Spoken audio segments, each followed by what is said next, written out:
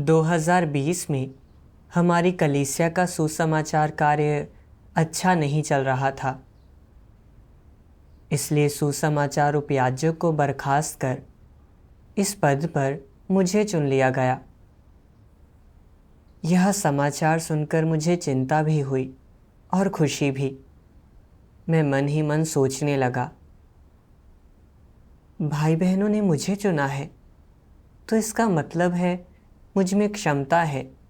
मैं बरसों से सुसमाचार फैलाता आ रहा हूँ, लेकिन पहले कभी सुसमाचार उपयाजक नहीं रहा। अब आखिरकार मुझे अवसर मिल गया है, तो मुझे कड़ी मेहनत करने और सबको अपनी क्षमताएं दिखाने की ज़रूरत है। आगामी दिनों में मैंने सुसमाचार फैलाने में भाई बहनों के साथ काम किया। पिछले कार्य में हुए विचलनों की लगातार समीक्षा कर इन्हें सुधारा और जो समस्याएं मेरी समझ में नहीं आती थी उन पर संगति करने के लिए अक्सर दूसरों को खोजा। कुछ समय बाद सुसमाचार कार्य में काफ़ी सुधार दिखने लगा। अगुवाओं ने अच्छा कार्य जारी रखने के लिए हमारा हौसला बढ़ाया और भाई बहनों ने इस बात के लिए मेरी तारीफ की कि मैं काम निकालने में निपुण और खूब काबिल हूँ। इससे मेरा अहम बहुत तुष्ट हो गया। मैंने मन ही मन सोचा, यह देखते हुए कि मैंने सुसमाचार कार्य की काया पलट दी है, लगता है मेरी काबिलियत वास्तव में पहले वाले सुसमाचार उपयाजक से कहीं बेहतर है। इससे मुझे बहुत आत्मसंतुष्टि हुई, मानो मैं कलीसिया के सुसमाचार कार्य की रीढ़ की हड्डी बन गया हूँ और अब मेरे बगैर काम नहीं चलने वाला है। धीरे धीरे मुझ में अहंकार बढ़ता गया और मैं भाई बहनों के सुझावों की अनदेखी कर सारे फैसले अपने बलबूते करने लगा। कार्य पर चर्चा करते समय अक्सर सारे लोग फैसले को मंजूरी दे देते थे, लेकिन मेरे पास आकर ये अटक जाते थे। मुझे हमेशा यह लगता था कि मेरे ही विचार सही हैं और मैं इस बात पर जोर देता था कि दूसरों के दृष्टिकोण खारिज कर मेरे अपनाए जाएं। एक बार हम एक संप्रदाय के पादरी को उपदेश दे रहे थे और जब इस बारे में पहले वाले सुसमाचार उपयाजक को पता चला तो उसने मुझे चेताया कि इस व्यक्ति का अहंकारी स्वभाव है और अपेक्षाकृत विकृत समझ है। इस कारण उसके लिए सच्चा मार्ग स्वीकारना मुश्किल है। इसलिए उसने सुझाव दिया कि मैं पहले दूसरों को उपदेश दूं, लेकिन मैंने उसकी बात अनसुनी कर दी और सोचा,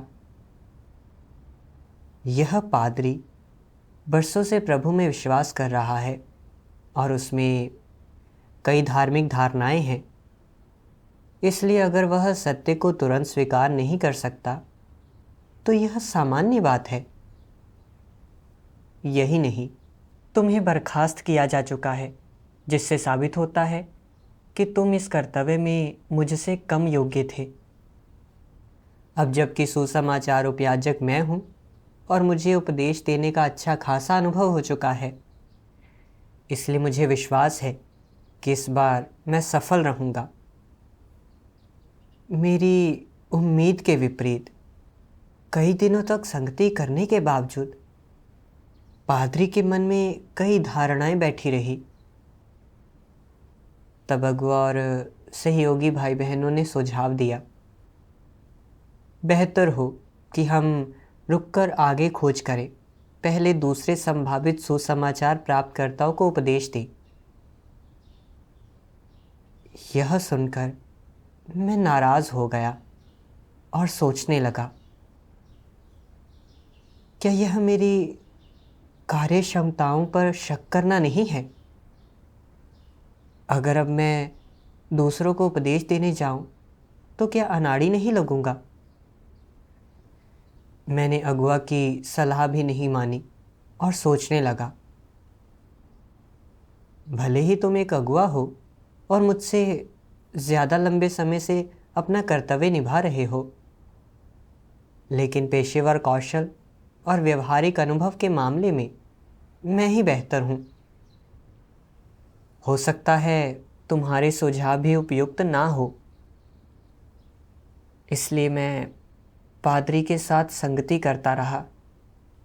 अंत में पादरी ने ना सिर्फ सुसमाचार अस्वीकार कर दिया, बल्कि हमारे लिए अपनी कलीसिया के दरवाजे भी बंद कर दिए और विश्वासियों को सच्चे मार्ग की पड़ताल करने से रोक दिया।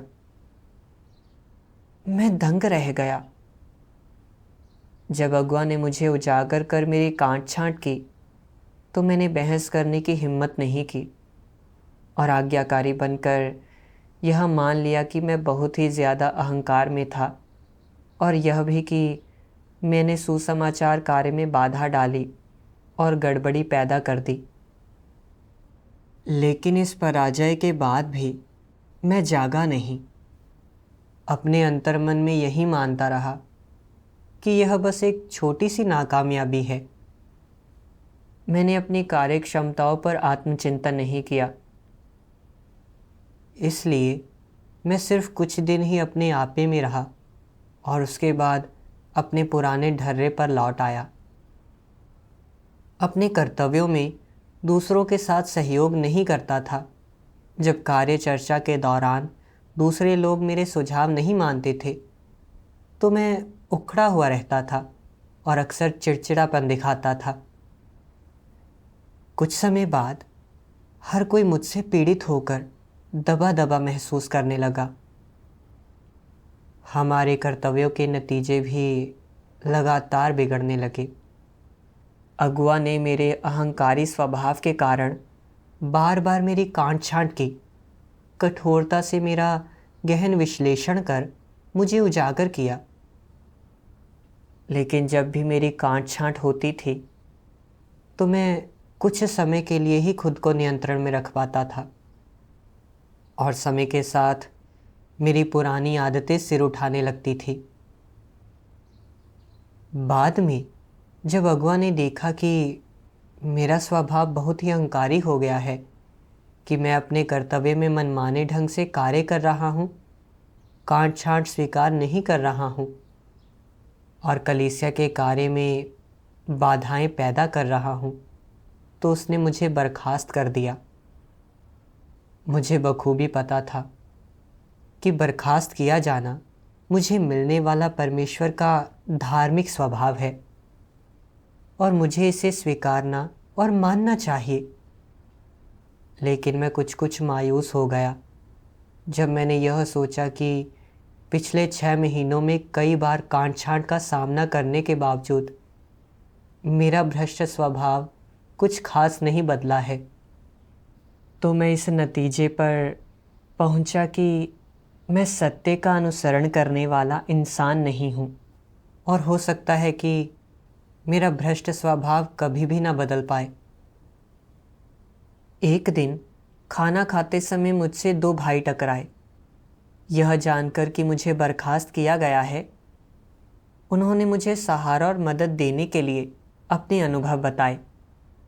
उन्होंने कहा कि पहले वे भी अपने कर्तव्यों में अहंकारी, आत्मतुष्ट और स्वेच्छाचारी थे और बर्खास्त होने के बाद ही उन्होंने परमेश्वर के समक्ष आकर आत्मचिंतन किया और अपने भ्रष्ट स्वभाव के सत्य की कुछ समझ हासिल की।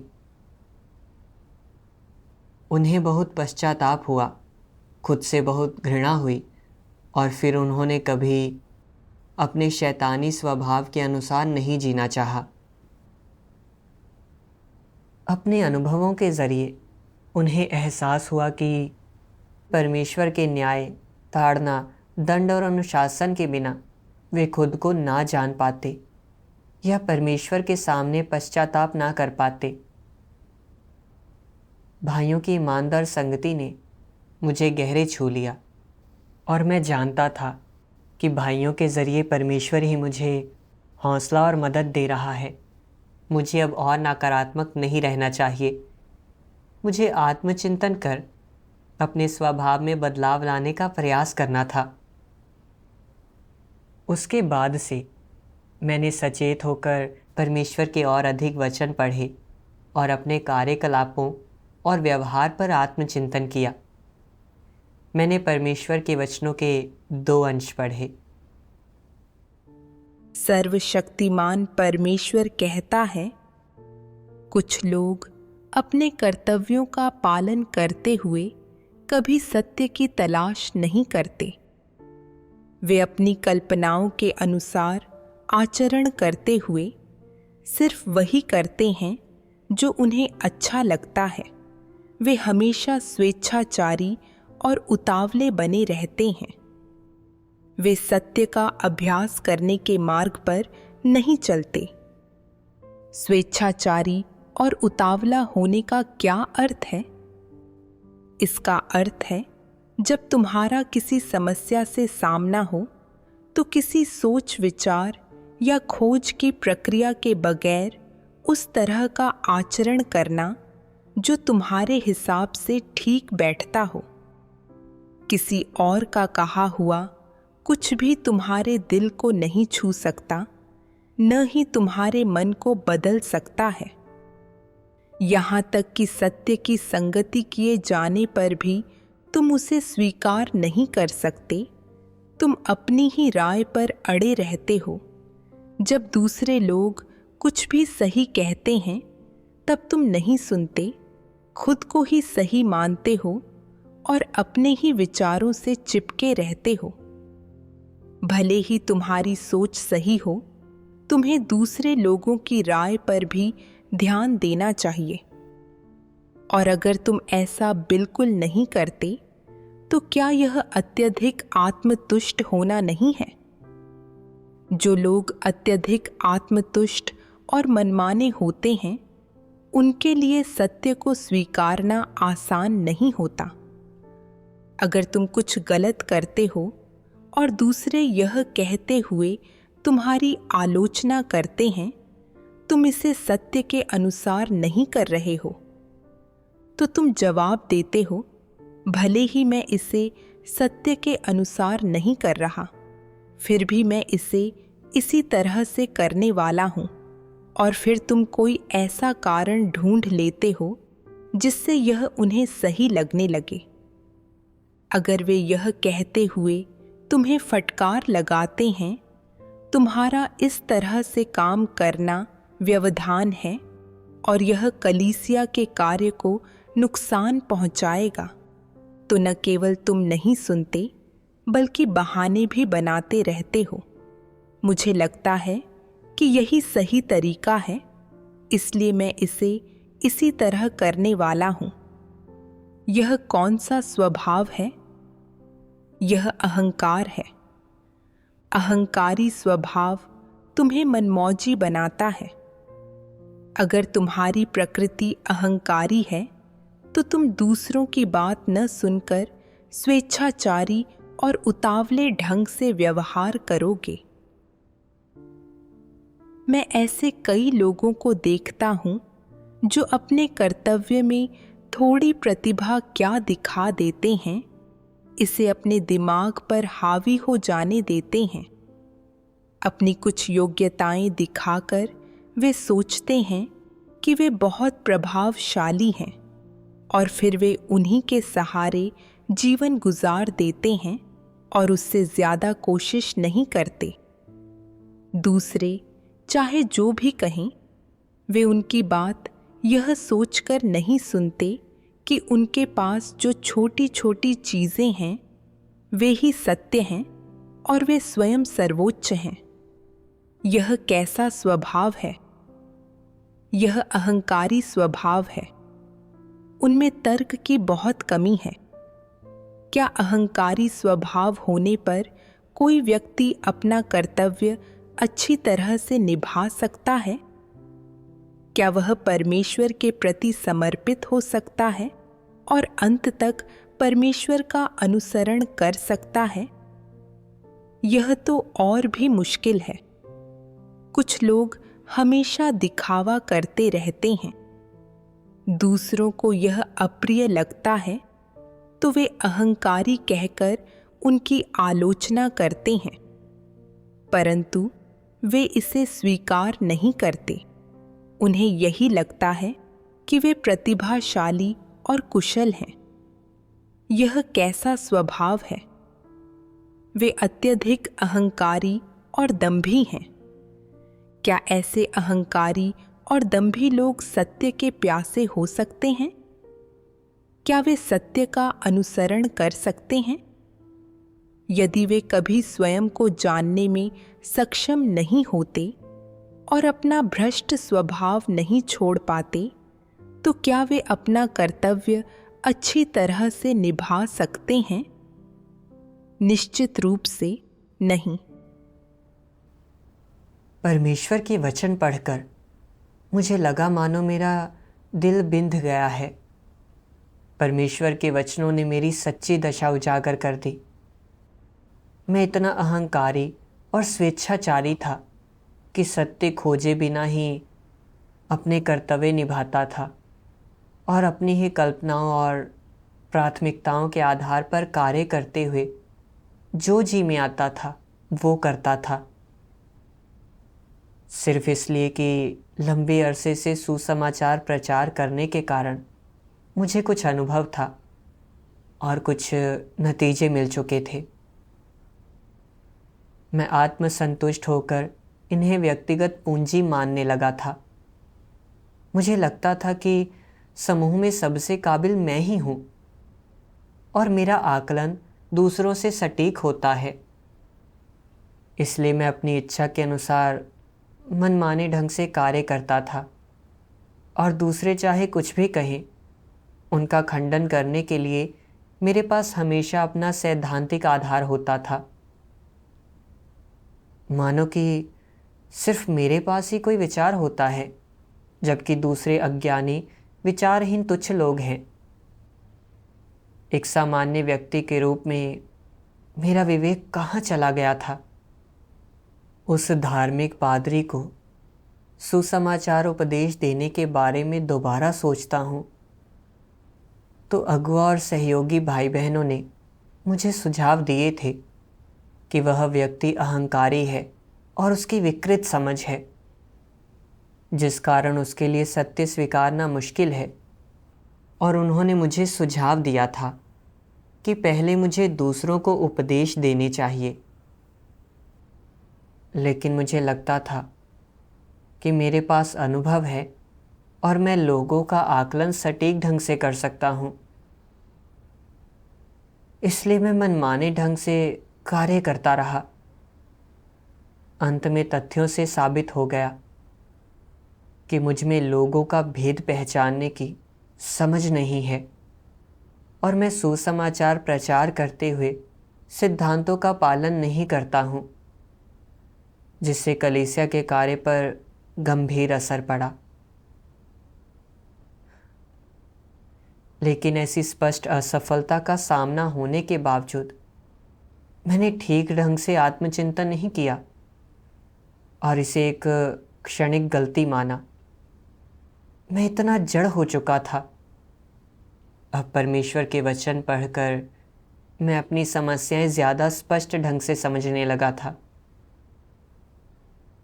मेरी असफलता की वजह मेरे अत्यधिक अहंकारी और आत्मतुष्ट होने में है और अपने बारे में अतिशयोक्तिपूर्ण राय होने में है। अगर मुझ में कुछ विवेक और आत्मज्ञान होता और अगर मैं सत्य खोजता, भाई बहनों के सुझावों पर गौर कर सबके साथ सहयोग करता, तो मैं ये गलतियां ना करता जिन्होंने सुसमाचार कार्य में बाधा और गड़बड़ी पैदा की। मैंने इस बारे में जितना ज़्यादा सोचा, अपने आप से उतनी ही ज़्यादा नफ़रत करने लगा। मुझ में इतना अति आत्मविश्वास कहाँ से आ गया? मैंने परमेश्वर के ये वचन पढ़े। क्या ऐसे अहंकारी और दंभी लोग सत्य के प्यासे हो सकते हैं? क्या वे सत्य का अनुसरण कर सकते हैं? यदि वे कभी स्वयं को जानने में सक्षम नहीं होते और अपना भ्रष्ट स्वभाव नहीं छोड़ पाते, तो क्या वे अपना कर्तव्य अच्छी तरह से निभा सकते हैं? निश्चित रूप से नहीं। मुझे समझ में आने लगा कि एक अहंकारी व्यक्ति सचमुच अपना कर्तव्य नहीं निभा सकता है, क्योंकि मेरे दिल में सत्य के लिए ललक नहीं थी। इसलिए परेशानियां सामने आने पर मेरे लिए सक्रिय होकर सत्य खोजना असंभव था। भले ही मैं कुछ समय कुछ कार्य कर सकता था, लेकिन अपना शैतानी स्वभाव बदले बिना मैं अनैच्छिक तौर पर परमेश्वर के विरुद्ध विद्रोह और परमेश्वर का प्रतिरोध ही कर सकता था। हालांकि अपने बारे में मेरी समझ उथली थी, फिर भी मैं बहुत आभारी था। इस बात का एहसास मुझे बर्खास्त होने से पहले नहीं हुआ था। मैंने परमेश्वर के प्रबोधन, मार्गदर्शन, दंड और अनुशासन के लिए ईमानदारी से परमेश्वर को धन्यवाद दिया। इसके बाद के दिनों में मैं अपने कर्तव्य में भाई बहनों के साथ सहयोग करने और सिद्धांतों में प्रवेश करने पर ज़्यादा ध्यान देने लगा। लेकिन समय के साथ अनायास ही मैं फिर से पुरानी समस्याओं से घिरने लगा। खासकर जब मुझे पक्का यकीन होता था कि मैं सही हूँ और भाई बहन मेरे सुझाव नहीं स्वीकारते थे, तो मैं उग्र होकर भड़क जाता था और उनके साथ बहस करने से खुद को रोक नहीं पाता था। मैं हमेशा सबको मेरे अनुसार कार्य करने को मनाना चाहता था और इसमें कामयाब ना होने पर नाराज़ हो जाता था। बाद में मैंने देखा कि दूसरों के दृष्टिकोण सही होते हैं तो मुझे ग्लानि होती थी। भ्रष्ट स्वभाव के बंधन में लगातार जीने से मैं बहुत व्यथित हो गया था। इस बारे में मैंने परमेश्वर से प्रार्थना कर प्रबोधन और मार्गदर्शन मांगा। बाद में मुझे परमेश्वर के ऐसे वचन खाने पीने के लिए मिल गए जो मानवीय अहंकार की प्रकृति उजागर करते हैं। परमेश्वर के वचन कहते हैं,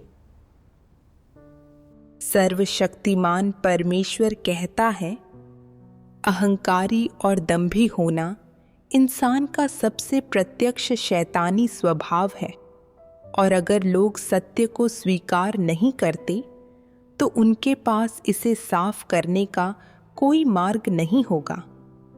सभी लोगों का स्वभाव अहंकारी और दंभी होता है और वे हमेशा घमंडी होते हैं। वे जो भी सोचें या कहें, चीज़ों को कैसे भी देखें, वे हमेशा सोचते हैं कि उनका नज़रिया और उनका रवैया ही सही है और दूसरों का कहा उनके जैसा ठीक या उतना सही नहीं है। वे हमेशा अपनी ही राय से चिपके रहते हैं और बोलने वाला इंसान जो भी हो, वे उसकी बात नहीं सुनते। किसी और की बात सही हो या सत्य के अनुरूप हो तो भी वे उसे स्वीकार नहीं करेंगे। वे सुनने का सिर्फ दिखावा करेंगे, मगर वे उस विचार को सच में नहीं अपनाएंगे और कार्य करने का समय आने पर भी वे अपने ही ढंग से काम करेंगे, हमेशा यह सोचते हुए कि जो वे कहते हैं वही सही और वाजिब है। संभव है तुम जो कहो वह सचमुच सही और वाजिब हो या तुम्हारा किया सही और त्रुटिहीन हो, मगर तुमने कैसा स्वभाव प्रदर्शित किया है? क्या यह अहंकारी और दंभी स्वभाव नहीं है? अगर तुम इस अहंकारी और दंभी स्वभाव को नहीं छोड़ते तो क्या इससे तुम्हारे कर्तव्य निर्वाह पर असर नहीं पड़ेगा? क्या इससे सत्य का तुम्हारा अभ्यास प्रभावित नहीं होगा? अगर तुम अपने अहंकारी और दंभी स्वभाव को ठीक नहीं कर लेते तो क्या इससे भविष्य में गंभीर रुकावटें पैदा नहीं होंगी? यकीनन रुकावटें आएंगी, यह होकर ही रहेगा। बोलो, क्या परमेश्वर इंसान के इस बर्ताव को देख सकता है? परमेश्वर यह देखने में बहुत समर्थ है। परमेश्वर न सिर्फ लोगों के दिलों की गहराई जांचता है, वह हर जगह हमेशा उनकी हर कथनी और करनी का निरीक्षण करता है। तुम्हारा यह व्यवहार देखकर परमेश्वर क्या कहेगा? परमेश्वर कहेगा, तुम दुराग्रही हो। जब यह न पता हो कि तुम गलत हो तो तुम्हारा अपने विचारों से चिपके रहना तो समझ आता है, मगर जब तुम्हें साफ पता है कि तुम गलत हो फिर भी तुम अपने विचारों से चिपके रहते हो और प्रायश्चित्त करने से पहले मरना पसंद करोगे, तो तुम निरे जिद्दी बेवकूफ़ हो और मुसीबत में हो। सुझाव कोई भी दे, अगर तुम इसके प्रति हमेशा नकारात्मक प्रतिरोधी रवैया अपनाकर सत्य को लेश मात्र भी स्वीकार नहीं करते और तुम्हारा दिल पूरी तरह प्रतिरोधी, बंद और चीज़ों को नकारने के भाव से भरा है, तो तुम हंसी के पात्र हो, बेहुदा हो। तुमसे निपटना बहुत मुश्किल है। तुमसे निपटना मुश्किल क्यों है? तुमसे निपटना इसलिए मुश्किल है क्योंकि तुम जो प्रदर्शित कर रहे हो वह एक त्रुटिपूर्ण रवैया या त्रुटिपूर्ण व्यवहार नहीं है, बल्कि तुम्हारे स्वभाव का खुलासा है। किस स्वभाव का खुलासा? उस स्वभाव का जिसमें तुम सत्य से विमुख हो, सत्य से घृणा करते हो। जब एक बार तुम्हें उस व्यक्ति के रूप में पहचान लिया गया जो सत्य से घृणा करता है, तो परमेश्वर की नज़रों में तुम मुसीबत में हो और वह तुम्हें ठुकरा देगा और अनदेखा करेगा। परमेश्वर के वचन पढ़कर मुझे लगा मानो मेरा दिल बींध दिया गया हो। मैंने देखा कि मैं बिल्कुल वैसा ही ज़िद्दी, दुराग्रही और अहंकारी इंसान हूँ जैसा परमेश्वर ने बताया है। सामान्य विवेक युक्त व्यक्ति कुछ बार नाकाम और उजागर होने के बाद ज़्यादा संयमित हो जाएगा। समस्याएं सामने आने पर वह ज़्यादा सोच विचार और खोज करेगा। अपनी ही राय पर बहुत ज़्यादा जोर देने का साहस नहीं करेगा। लेकिन एक अहंकारी, आत्मतुष्ट और अविवेकी व्यक्ति चाहे कितनी ही नाकामियों का सामना कर ले, ये चीज़ें उसके दिल में नहीं उतरेंगी और उसे अंदर से यही महसूस होगा कि वह सही है। दूसरों की राय सुनने के लिए वह अपना अहम नहीं छोड़ सकता है, और भले ही वह जानता हो कि दूसरे सही हैं, तब भी वह अपने ही विचारों से चिपका रहता है। मैं बिल्कुल इसी तरह का इंसान था। सुसमाचार उपयाजक के रूप में अपने कार्यकाल के बारे में सोचता हूँ तो अगर मैं किसी चीज़ को लेकर सुनिश्चित होता था तो मेरे विचारों को कोई टस से मस नहीं कर सकता था, और अगर मैं यह मान भी लेता था कि दूसरे सही हैं तो भी मेरे लिए तुरंत समर्पण करना कठिन होता था। मैं हमेशा यह सोचता था, तुम सही कह रहे हो मगर मैं ज़्यादा सही हूँ। मेरी सूझबूझ तुमसे ज़्यादा ठोस है और मेरे विचार ज़्यादा सटीक और गहन हैं। मैं तुम्हारी बात क्यों सुनूं? इसलिए मैं अक्सर हर किसी के साथ अड़ियल होकर बहस करता था। यह परवाह नहीं करता था कि दूसरे लोग सही हैं या गलत, जब तक उनकी बात मेरी इच्छाओं से मेल नहीं खाती थी मैं उसे स्वीकार नहीं सकता था। क्या मैं खुद को ही केंद्र में नहीं रखता था मैं हमेशा यह चाहता था कि लोग मेरे सामने समर्पण करें और मेरी सुने, और मैं खुद को उच्च और महान मानता था। क्या मैं अपने ही दृष्टिकोणों को सत्य नहीं मान रहा था? पहले मैं सिर्फ यह मानता था कि मैं सत्य से प्रेम या इसका अनुसरण नहीं करता हूँ।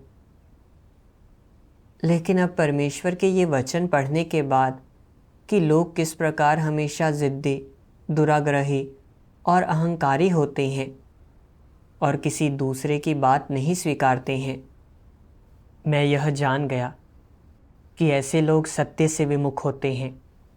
इस क्षण मैंने जाना कि मेरी समस्या वास्तव में बहुत गंभीर है। भाई बहनों ने मुझे जो सुझाव दिए थे वे परमेश्वर के घर के कार्य के प्रति दायित्व बोध से उपजे थे, और अगर मैं उन्हें वास्तव में स्वीकार लेता और सबके साथ मिलकर सत्य खोज लेता तो यह मेरे लिए भी फायदेमंद होता और कलीसिया के कार्य के लिए भी। लेकिन मैं सही गलत का फ़र्क नहीं जानता था, इसलिए मैंने ना सिर्फ ये चीज़ें स्वीकार नहीं की बल्कि अपनी ही सत्यता पर जोर दिया और सबको बाध्य किया कि वे मेरी बात सुने, मानो दूसरों के सुझाव स्वीकारने से मैं अक्षम, अज्ञानी और कमतर दिखूंगा। मैंने जाना कि मैं कतई सकारात्मक चीज़ों से प्रेम नहीं करता था या सत्य नहीं स्वीकारता था। इस तरह अपने विचारों से ही चिपके रहने के कारण मैं दूसरों के साथ सहयोग नहीं कर पाया। तो क्या आखिरकार परमेश्वर मुझे हटा नहीं देगा और हर कोई मुझे ठुकरा नहीं देगा? इसके बाद मैंने परमेश्वर के और अधिक वचन पढ़े। सर्वशक्तिमान परमेश्वर कहता है, ऐसा हो सकता है कि तुम अपने पेशे के बारे में सबसे अधिक जानकार हो और कौशल में सबसे आगे हो, लेकिन यह खूबी तुम्हें परमेश्वर ने दी है, तो तुम्हें इसका उपयोग अपने कर्तव्य को निभाने और अपनी खूबियों के सही इस्तेमाल में करना चाहिए।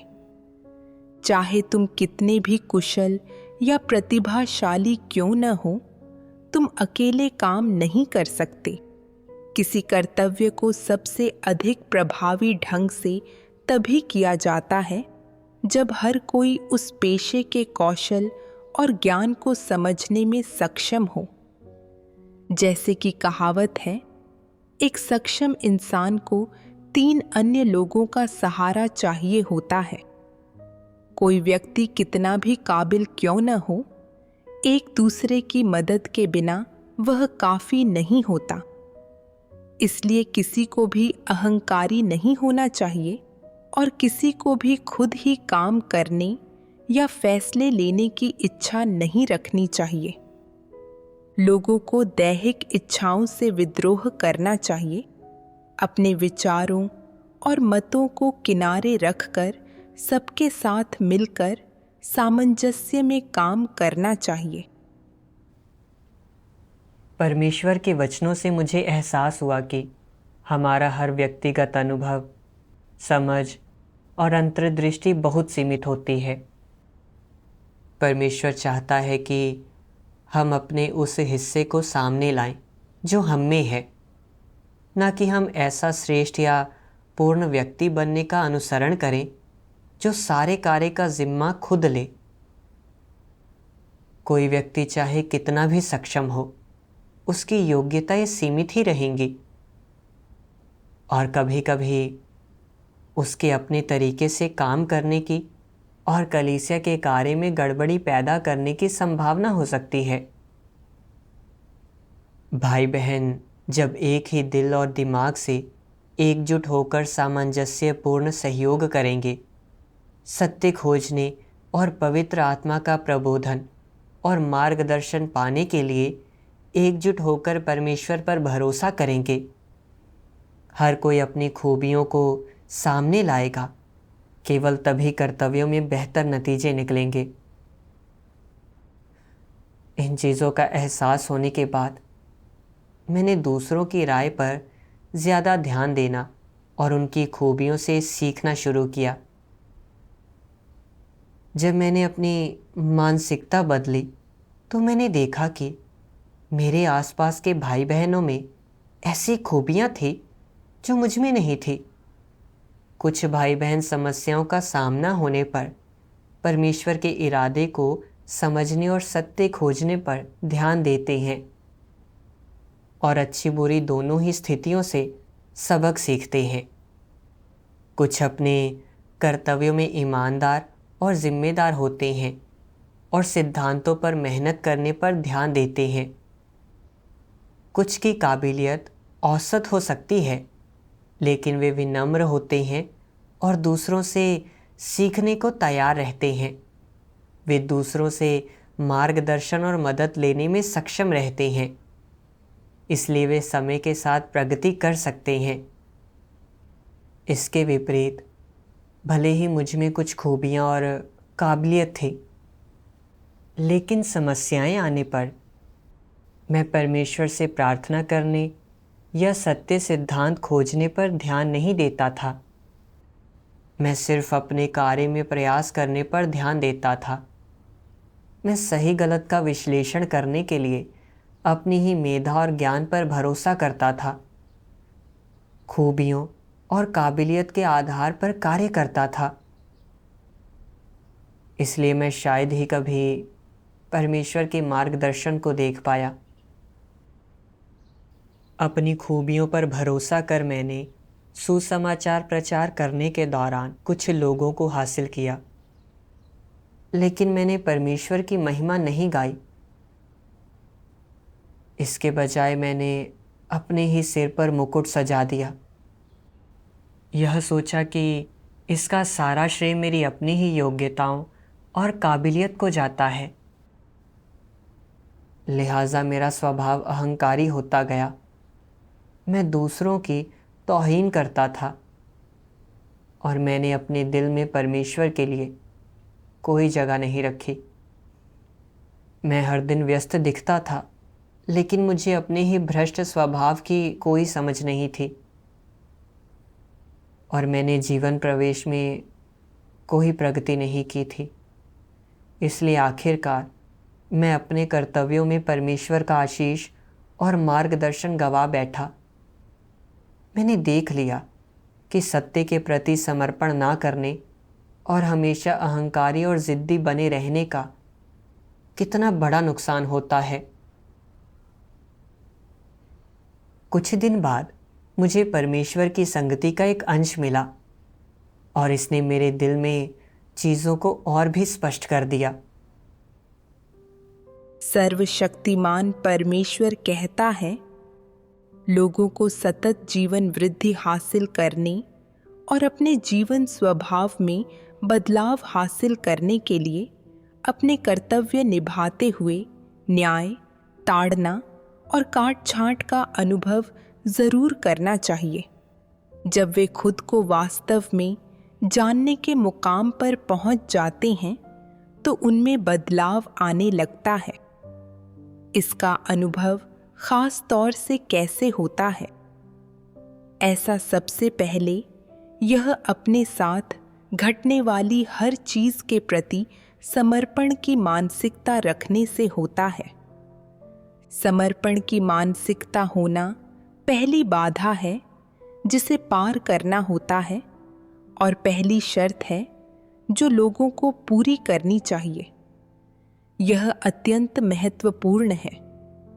हालांकि लोग परमेश्वर में विश्वास रखते हैं, लेकिन सत्य के बारे में उनकी समझ बहुत ही उथली होती है और उन्हें अभी भी यह एहसास नहीं होता कि जब वे परमेश्वर के समक्ष आते हैं तो उन्हें अपने स्थान का पता ज़रूर होना चाहिए। अपना स्थान पता होने का निहितार्थ क्या है? इससे कोई फर्क नहीं पड़ता कि तुम कितने महत्वपूर्ण व्यक्ति हो, तुम्हारा पद कितना ऊंचा है या तुम्हारी क्षमताएं कितनी महान हैं। अगर तुम एक सृजित प्राणी हो तो परमेश्वर के समक्ष आते समय पहला नियम है परमेश्वर के प्रति समर्पण करना, सृष्टिकर्ता के प्रति समर्पण करना। कुछ लोग कहते हैं, मैं पहले बहुत बड़ी खूबियां हासिल कर चुका हूं, तो क्या तुम्हें परमेश्वर के प्रति समर्पण करना चाहिए? भले ही तुम बहुत बड़ी खूबियां हासिल कर चुके हो, तो भी तुम एक सृजित प्राणी ही हो। परमेश्वर सृष्टिकर्ता है। तुम्हारी प्राथमिक जिम्मेदारी परमेश्वर के प्रति समर्पण करना है। परमेश्वर जो भी कहे, तुम्हें पूरी तरह समर्पण करना चाहिए। तुम्हारी अपनी पसंद नहीं होनी चाहिए। क्या यह सर्वोच्च सत्य है? यह सर्वोच्च सत्य है और सबसे बुनियादी सत्य भी है। लेकिन परमेश्वर में 10-20 साल विश्वास रखने के बावजूद अधिकतर लोग अभी भी परमेश्वर के प्रति समर्पण करने के इस बुनियादी सत्य को नहीं समझते हैं। यहाँ क्या समस्या है?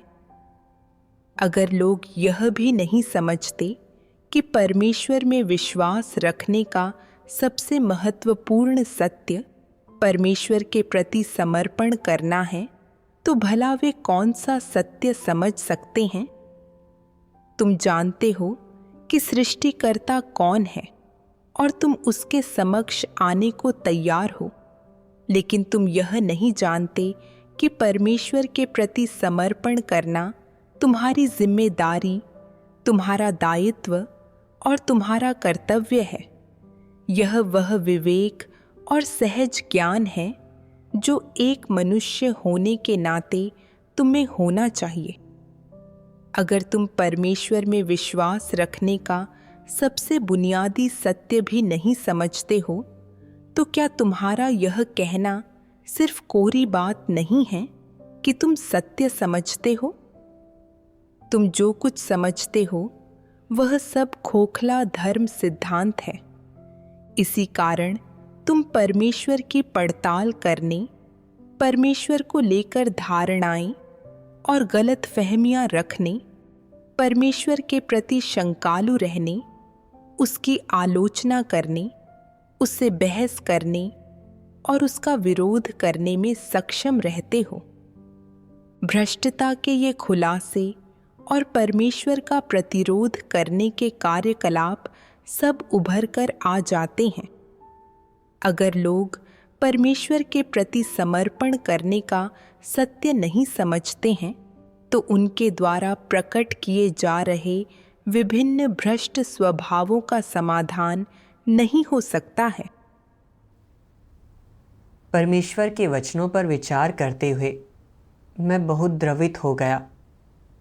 हकीकत में हर दिन जो लोग, घटनाएं और चीज़ें हमारी इच्छाओं के अनुरूप नहीं होती हैं, इनमें भाई बहनों के भिन्न दृष्टिकोण और सुझाव, काट छांट, आलोचना और डांट डपट होना, साथ ही हमारे कर्तव्यों में कठिनाइयाँ, पराजय और विफलताएं शामिल होंगे।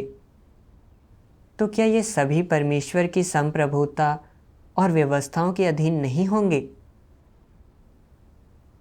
एक विश्वासी के रूप में समस्याएं सामने आने पर मुझे जो पहला काम करना चाहिए वह है इन चीज़ों से सबक सीखने के लिए समर्पण करना और सत्य खोजना। लेकिन मैंने अपनी इच्छाओं के अनुरूप ना होने वाली इन चीज़ों को परेशानियां और बाधाएं माना, और मेरी शुरुआती भावनाएं प्रतिरोध, अधीरता और स्वीकार करने की अनिच्छा वाली थी। और मैंने यह विचार नहीं किया कि दूसरे लोग मेरे विचारों का अनुमोदन क्यों नहीं करते हैं, या मेरे विचार सत्य के अनुरूप है भी या नहीं। भले ही मैंने समय समय पर दूसरों के सुझाव अनिच्छा से स्वीकार कर लिए हों, फिर भी मुझे यही लगता था कि मानो मेरा गला घोटा जा रहा है और मेरे पास कोई दूसरा चारा नहीं है। मुझ में समर्पण का सबसे बुनियादी रवैया भी नहीं होता था। अपने कर्तव्यों में मैंने हमेशा अपने अहंकारी स्वभाव के आधार पर कार्य किया। मनमाने ढंग से कार्य कर अपने ही दम पर फैसले किए। अपने दिल में परमेश्वर के लिए कोई जगह नहीं छोड़ी और उसके प्रति कतई कोई समर्पण नहीं किया। मैं किसी अविश्वासी से अलग कैसे था? मुझे हर मामले में परमेश्वर और सत्य के प्रति समर्पण करना सीखने की ज़रूरत थी और समर्पण की प्रक्रिया में अपने ही इरादों को परे रखने की ज़रूरत थी ताकि मेरा अहंकारी स्वभाव बदल सके। बाद में भाई बहनों के साथ कार्य करते समय मैंने सचेत होकर परमेश्वर के प्रति समर्पण के सत्य में प्रवेश करने और दूसरों के साथ सामंजस्यपूर्ण सहयोग करने पर ध्यान दिया। और जब समस्याएं सामने आई तो वे चाहे मेरी इच्छाओं के अनुरूप हो या ना हो, मैंने उन्हें पहले परमेश्वर से स्वीकार करने और समर्पण भाव कायम रखने का अभ्यास किया। मैंने भाई बहनों के सुझावों पर जल्दबाजी में राय कायम करना बंद कर दिया और मैं सबके साथ चर्चा और खोज करता था। कार्य पर चर्चा करते समय अगर मैंने यह देखा कि भाई बहनों के सुझाव मेरे अपने विचारों के अनुरूप नहीं हैं, तो भले ही मैं परेशान हो जाता था, लेकिन परमेश्वर से प्रार्थना कर और पहले खुद को समर्पण की स्थिति में रखने की विनती कर मैं उनके सुझावों में गुण दोष देखता था। भले ही सुझाव अभी सटीक या विशिष्ट नहीं होते थे, फिर भी हम विषय पर चर्चा और संगति करते रहते थे। और चूंकि हर कोई बारी बारी से संगति करता था, इसलिए मेरा दिल स्पष्ट होता गया। मैंने यह अनुभव किया कि हर चीज़ में सत्य के प्रति समर्पण करने और परमेश्वर के वचनों के अनुसार कार्य करने से वास्तव में व्यक्ति को परमेश्वर का मार्गदर्शन और कर्म दिखाई देता है और यह अभ्यास दिल में आभा और आनंद लेकर आता है और दूसरों की खूबियों से सीखने में भी मदद करता है। यह मेरी पुरानी हठधर्मिता और आत्मतुष्टता से बहुत अलग था। इस छोटे से बदलाव ने मुझे आस्था प्रदान की है और मैं अब अपने बारे में फैसला नहीं सुनाता हूँ। मैं मानता हूँ कि अगर मैं सत्य के लिए कीमत चुकाने और प्रयास करने के लिए तैयार हूँ तो मेरा भ्रष्ट स्वभाव अवश्य ही बदलेगा। परमेश्वर के उद्धार के लिए धन्यवाद।